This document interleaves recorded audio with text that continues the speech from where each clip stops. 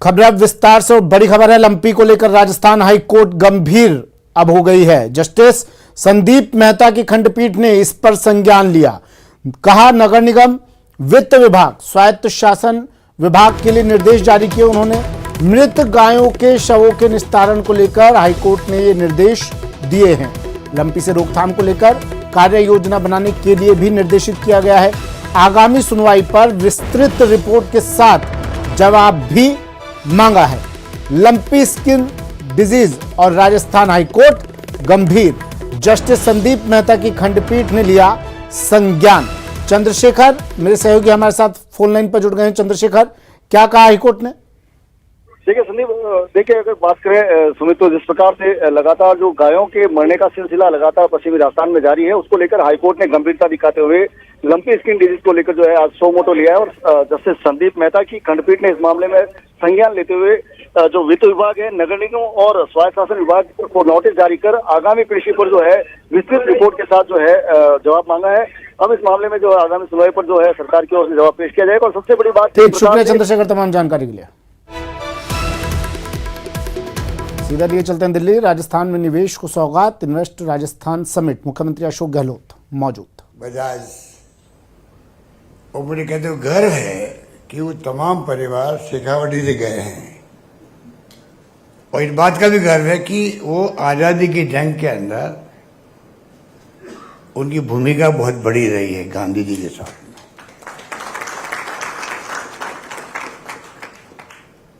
चाहे जीडी बाबू बिरला हो, चाहे जमाना बजाज हो, चाहे पोदार हो, कई ऐसी फैमिलियां थी जो उस वक्त में उन्होंने भूमिका अदा करी फ्रीडम फाइटर के रूप में। और आज भी वो आज़ादी के बाद में भी आज भी देश में वर्चस्व काफी हद तक उन घरानों का है। तो राजस्थान तो वो उस वक्त गए थे तो अकाल सूखे पड़ते थे इसलिए गए थे, पर एंटरप्रेन्योरशिप देखिए आप उस जमाने की कि उन्होंने जाके मेहनत करी वहाँ और जाके देश दुनिया के अंदर नाम पैदा किया।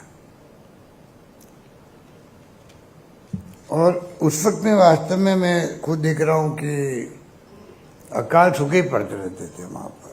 हम लोग देखते थे, अभी मैं 80 में मेंबर पार्लियामेंट बन गया था और तब से मैं देखता था इतने दौरे हम करते थे अकाल सूखा में, कैसे रोजगार मिलेगा लोगों को, कैसे पीने का पानी मनुष्यों के लिए और पशुओं के लिए भी, चारे का प्रबंध कहाँ होगा, ये चिंता लगी रहती थी। उसी में टाइम बीत जाता था, अकाल पड़ते रहते थे। अब बिल्कुल सिनेरियो बदल गया है, मानसून का मिजाज बदला है साथ में, और साथ के अंदर स्कीम ऐसी आ गई जैसे डॉक्टर मनमोहन सिंह जी ने, सोनिया गांधी ने नरेगा जो लागू किया, उसके बाद में वो प्रॉब्लम अब नहीं रही, हाहाकार नहीं रही। और साथ में जो संस्थाएं आई है वहाँ पर, जो प्रतिष्ठित संस्था होती है देश की, वो तमाम राजस्थान के अंदर आ गई। IIT, IIM, IIIT, AIIMS, law university, NIFT, सब संस्थाएं वहाँ पर है जो कि मानवीय संस्थाएं हैं। शिक्षा के अंदर हमारा बहुत जोर है, तो जो ह्यूमन रिसोर्स आने वाले वक्त में भी बनेगा, मैं समझता हूँ कि उसमें भी हम लोग पीछे नहीं हैं। आपको जान के खुशी होगी कि गर्ल्स एजुकेशन को हम जोड़ दे रहे हैं। आज 240 कॉलेज बनी होगी 70 साल में, अभी हमने 3 साल में 210 कॉलेज खोली है, उसमें 94 गर्ल्स की है। और लड़कों से ज़्यादा संख्या लड़कियों की होगी पढ़ने वाली राजस्थान के अंदर कॉलेजेस के अंदर। ये मेरे देखते देखते हुआ 20 साल पहले मैं जब CM बना, 22 साल पहले पहली बार, तब बहुत पीछे थे गर्ल्स एजुकेशन में भी। आज इतना बदलाव आ गया सिर्फ एक फैसले से कि मैंने ओपन कर दिया प्राइवेट सेक्टर को एजुकेशन के अंदर। पहले हमारे बच्चे महाराष्ट्र, कर्नाटका में जाते थे, अब इंजीनियरिंग कॉलेज हो, चाहे वो मेडिकल कॉलेज हो, कोई कॉलेज हो। आज पहले जब मैं CM बना तो 6 यूनिवर्सिटी थी, आज वहाँ 85 यूनिवर्सिटी है राजस्थान के अंदर, 85 यूनिवर्सिटी। और तो और राजीव गांधी के नाम से अभी हमने हाल ही में 20 अगस्त को प्रोग्राम किया था आरकेट का, Rajiv Gandhi Centre for Advance Technology. जो एडवांस टेक्नोलॉजी के आईटी सेक्टर में बच्चे को पढ़ाएं की क्लासेस लग रही है, बड़ी इंस्टीट्यूट खड़ी की है। और एक Rajiv Gandhi financial and technology fintech university आ रही है, करीब 600 करोड़ की होगी वो, जोधपुर के अंदर, और जल्दी उसका काम शुरू होने वाला है। ये मेरी बजट घोषणा है। एक स्कीम के बारे में जो अभी शकुंतला रावत जी कह रही थी आपको, एक स्कीम के बारे में जिक्र करना चाहूँगा, जो कि आप सब बैठे, मैं आपको मानता हूँ कि समाज के अंग भी हैं, इंडस्ट्रियलिस्ट तो हैं, पर आपकी भूमिका ही हमेशा रही है, आज़ादी के पहले भी, आज़ादी के बाद में भी। चाहे सरकार किसी पार्टी की हो, उसको डायरेक्शन मिलता है, वो भी मैं समझता हूँ कि उद्योग जगत से भी मिलता है, क्योंकि उनकी एक अलग ऑरा होता है। और कई बार राहुल बजाज तो नहीं रहे अभी दुनिया में, ऐसे लोग भी हैं जो कि खरी खोटी सुनाने में कमी भी नहीं रखते हैं, और वो होना चाहिए। जो आज शायद कम है, वो तो हिम्मत कर गए, बाकी हरे की हिम्मत होती नहीं देखी है, क्योंकि ईडी, इनकम टैक्स और सीबीआई राज वो कर रहे हैं। अभी देश में राज ईडी का है, इनकम टैक्स का है और सीबीआई का है, और उसके माध्यम से सरकार चल रही है। तो सब लोगों के मुंह पे जो है ताले लगाए कहूँ या क्या कहूँ मुझे पता नहीं, मन में सब सोच रहा क्या हो रहा है, पर बोलने की हिम्मत कोई नहीं कर रहा है। राहुल बजाज था जिसने खरी खोटी जिस समय सुनाई, पूरा देश उनका कायल हो गया था।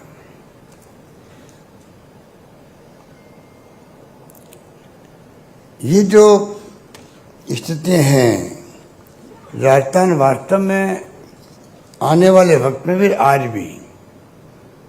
आज राजस्थान देश का सबसे बड़ा राज्य बन गया। जब से छत्तीसगढ़ अलग हुआ है मध्य प्रदेश से, तब से राजस्थान सबसे बड़ा राज्य है। करीब 10% भूभाग राजस्थान है देश का, आबादी 5% है देश की। पानी जरूर हमारे यहाँ कम रहा है, पर अब जाके इंदिरा गांधी कैनाल के बाद में अभी हमारी ERCP की योजना है 13 जिले की, वो जब लागू हो जाएगी तो मैं समझता हूँ कि और 13 जिले जो हैं वहाँ पर जो पानी पीने की प्रॉब्लम भी है हल होगी। और जो DMIC आ रहा है, दिल्ली मुंबई फ्रेट कॉरिडोर बहुत महत्वाकांक्षी योजना रही है, अधिकांश भाग राजस्थान होकर निकल रहा है। तो इन्वेस्ट राजस्थान समिट में मुख्यमंत्री अशोक गहलोत संबोधित कर रहे हैं। बढ़ते अगली खबर की ओर, बात लंपी वायरस की, जिसे लेकर अब सरकार गंभीर हो गई है और कहीं भी दवाइयों की कमी नहीं है। ये दावा किया है PCC चीफ गोविंद सिंह डोटासरा ने। सीकर से मीडिया से बातचीत में उन्होंने कहा कि हमारे मंत्री और सभी विधायक कलाकार क्षेत्र का दौरा कर रहे हैं और गायों को बचाने के प्रयास कर रहे हैं। यहाँ पूरा हमारा प्रशासन मुस्तैद है और मैं समझता हूँ कि जो संक्रमण फैला है वो किसान के लिए, पशुधन के लिए बहुत बड़ा नुकसानदायक है, लेकिन कंट्रोल हो रहा है और आगे नहीं फैले इसका पूरा प्रयास प्रशासन की तरफ से किया जा रहा है। विभाग के मंत्री लाल संजय कटारिया 10-11 जिलों में खुद होकर के आए हैं, तो ये वास्तव में गंभीर हैं सब लोग। पूरी सरकार मुस्तैदी के साथ में प्रयास कर रही है कि कहीं भी किसी तरीके की जो पशु हानि नहीं हो। और मैंने भी मेरे विधायक कोष से उनको प्रशासन को लिख के दे रहा है कि अगर कोई दवाइयों की बजट की किसी तरह की कोई कमी आए तो आप लोग उसको यूज कर सकते हैं। भामाशाह भी तैयार हैं। बीकानेर में डीजे वालों का प्रदर्शन, डीजे वालों ने प्रदर्शन किया, कलेक्ट्रेट कार्यालय पर प्रदर्शन किया। उन्होंने प्रशासन के खिलाफ जमकर नारेबाजी की। कलेक्ट्रेट पर, कलेक्टर कार्यालय पर पहुंचे और यहां प्रशासन के खिलाफ नारेबाजी की। पुलिस जाब्ता यहां पर तैनात किया गया। मेलों में डीजे बैन करने का ये लोग विरोध कर रहे हैं।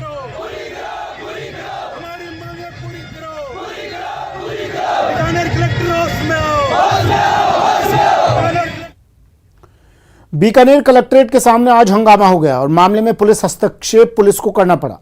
दरअसल एक अंतरजातीय प्रेम विवाह के मामले में शादी करने वाले युवक युवती को डीएम कोर्ट के सामने पेश किया गया था। इस दौरान युवती के परिजन पहुंच गए और पुलिस की मौजूदगी में ही युवती से समझाइश करने का प्रयास किया, लेकिन युवती ने युवक के साथ जाने की बात कही, जिसके बाद परिवार के लोगों ने युवती को जबरन ले जाने की कोशिश की और इसी बात को लेकर वहां हंगामा हो गया। हंगामा होने पर नया शहर थाना पुलिस युवती को सुरक्षा की दृष्टि से वहां से लेकर चली गई। फिलहाल इस पूरे मामले में थानाधिकारी से बात करने की कोशिश की गई, लेकिन उनसे बात नहीं हो पाई। बीकानेर में प्रेम विवाह को लेकर यह हंगामा हुआ।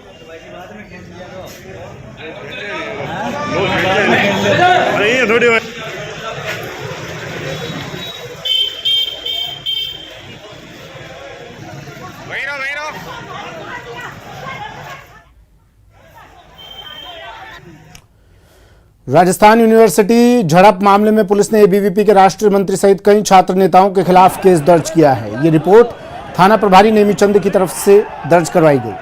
बता दें कि राजकार्य में बाधा उत्पन्न करने, सरकारी संपत्ति में तोड़फोड़ करने और हमले सहित कई गंभीर धाराओं में ये मुकदमा दर्ज किया गया। गौरतलब है कि 2 दिन पहले नामांकन के दौरान पुलिस और छात्रों के बीच जमकर झड़प हुई थी, जिसमें एसीपी मुकेश चौधरी सहित पुलिसकर्मी और छात्रों को चोट आई थी।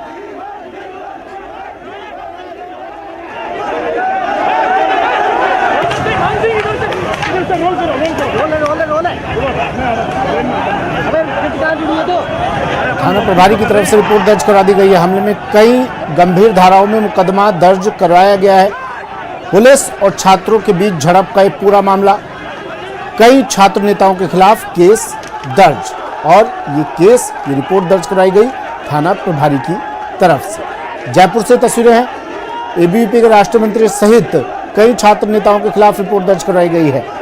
थाना प्रभारी नेमीचंद ने ये रिपोर्ट, ये केस दर्ज कई गंभीर धाराओं में दर्ज करवाया है। पुलिस से झड़प हुई थी नामांकन के दौरान। ये तस्वीरें उस वक्त की आपको दिखा रहे हैं जब छात्रों और पुलिस के बीच झड़प हुई। पुलिस को बल प्रयोग करना पड़ा छात्रों को काबू में करने के लिए। कई छात्रों को चोटें भी आई थी, पुलिस कर्मियों को भी चोटें आई थी और अब इस मामले को लेकर केस दर्ज करवाया गया है।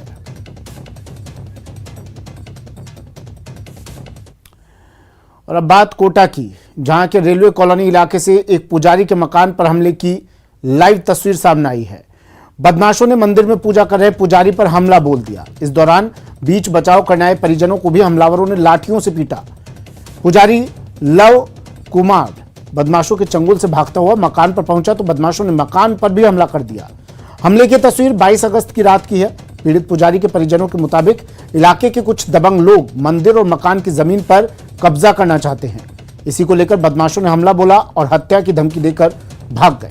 हालांकि न्यूज़ 18 राजस्थान वायरल वीडियो की पुष्टि नहीं करता है।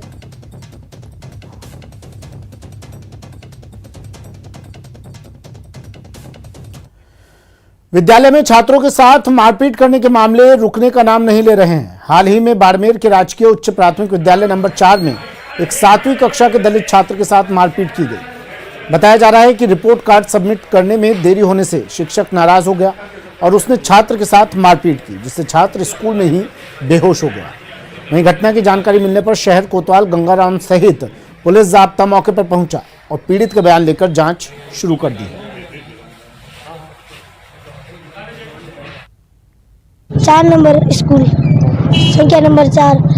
क्या मामला हुआ? मेरे भाई ऐसे टेस्ट के वो भी दे रहा। सर ने कहा ये क्या लिखा तूने, तो सर वो फिर मेरे भाई को फिर ऐसे 2 मारा। फिर मेरे भाई ने कहा सर आप ऐसे क्यों मार रहे हो, मैं कर रहा हूँ ना सवाल पूरे, ऐसे कहा। तो सर ने फिर ऐसे दुक्के मारे पीछे, फिर ऐसे जोर से उठा कर ऐसे फेंक दिया जोर से सीधा, फिर उसके पीछे लगी यहाँ पर। अभी यहाँ से चौकी स्टाफ ने फ़ोन किया था कि इमरजेंसी में बच्चे को लेके आए। 13 साल का बच्चा GUPS नंबर 4, उसमें 7वीं कक्षा का है। तो स्कूल में कोई शिक्षक ने मारपीट की है और अस्पताल में लेकर आए, जिस पर यहाँ आए और इलाज के लिए तहरीर दी है। इलाज चल रहा है। अभी परिजनों से बात करके और जांच करें, जैसी रिपोर्ट देगी उसके मुताबिक कार्य करें। प्रदेश के राज्य कर्मचारी अखिल राजस्थान राज्य कर्मचारी संयुक्त महासंघ एकीकृत के आह्वान पर सभी जिलों में धरना प्रदर्शन कर रहे हैं। खेमराज कमेटी का कार्यकाल बढ़ाने और अन्य मांगों को लेकर राज्य कर्मचारी धरना प्रदर्शन कर रहे हैं। राज्य कर्मचारियों ने खेमराज कमेटी का कार्यकाल बढ़ाने पर गहरी नाराजगी जताई है। राज्य कर्मचारियों का आरोप है कि सरकार उनकी बुनियादी मांगों को टालने की कोशिश कर रही है। राजस्थान राज्य कर्मचारी संयुक्त महासंघ एकीकृत ने वेतन विसंगति समेत कई मांगों को पूरा करने की मांग की है। प्रदेश के लाखों कर्मचारी आज एक बार फिर से आंदोलन की राह पर निकल पड़े हैं। सरकार को करीब 1.5 साल का समय बचा है। कर्मचारी भी जानते हैं कि यही समय है अपनी शेष मांगों को पूरा करने का। यही वजह है कि अखिल राजस्थान राज्य कर्मचारी संयुक्त महासंघ एकीकृत के बैनर तले ये सभी कर्मचारी यहाँ पर प्रदर्शन कर रहे हैं, बड़ी संख्या में यहाँ पर आंदोलन कर रहे हैं। हमारी जो मुख्य मांगे राजस्थान सरकार के खिलाफ के कर्मचारियों से किए गए वादे अभी तक पूरे नहीं किए और निश्चित तौर पे सामंत कमेटी का जो कार्यकाल दिन बे दिन बढ़ाए जा रहे थे और सामंत कमेटी को उजागर नहीं किया जा रहा, उसके ऊपर खेमराज कमेटी को लगा दिया और खेमराज कमेटी से बार बार कार्यकाल बढ़ाया जा रहा है। इसी बात से कर्मचारियों में बहुत बड़ा रोष है और इसी रोष को देखते हुए राजस्थान के 7 लाख कर्मचारी सभी 33 जिलों में आज धरने के माध्यम से मुख्यमंत्री के नाम से ज्ञापन दे रहे हैं और हमारी जो मुख्य मांगे सामंत कमेटी का उजागर करो और खेमराज कमेटी का कार्यकाल बढ़ाना बंद करो और जो मंत्रालय कर्मचारी उनकी जो मांगे अभी हमने पिछले दिनों भी दिया था और द्वितीय पदोन्नति 4200 सचिवालय के हिसाब से सहायक कर्मचारियों के जो नाम परिवर्तन करना, उनकी न्यूनतम सैलरी 18,000 और जो कांग्रेस सरकार ने चुनाव से पहले किए गए वादे